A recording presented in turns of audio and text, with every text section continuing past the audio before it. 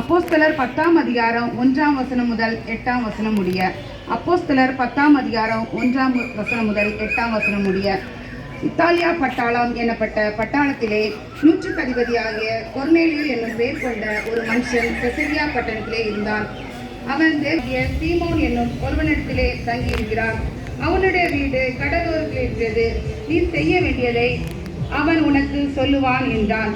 கொர்நேலியு தன்னுடனே பேசின தேவதூதன் போன பின்பு தன் வீட்டு மனுஷரில் 2 பேரையும் தன்னிடத்தில் சேவிக்கிற போர் சேவகரில் தேவ பக்தியுள்ள ஒருவனையும் அழைத்து எல்லாவற்றையும் அவருக்கு விவரித்து சொல்ல அவர்களை யோப்பா பட்டணத்துக்கு அனுப்பினான்.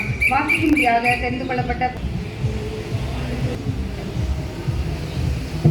இந்த நாளிலும் இந்த நிகழ்ச்சியிலே நம்மோடு கூட பங்கு பெற்றுக் கொண்டிருக்கிற கன்னியாகுமரி பேராயத்தின் பேராயர் ஐயா அவர்களையும் நம்முடைய அட்மினிஸ்ட்ரேட்டிவ் செக்ரட்டரி மற்றும் ஃபினான்ஸ் அட்மினிஸ்ட்ரேட்டர் மற்றும் அனைத்து குருக்கள், கவுன்சில் சேர்மன், சபை மக்கள், ஹெட் ஆஃப் இன்ஸ்டிடியூஷன்ஸ் இயேசுவை நம்பினோர் வாழ்விலே நன்மை உண்டு, அன்பு உண்டு.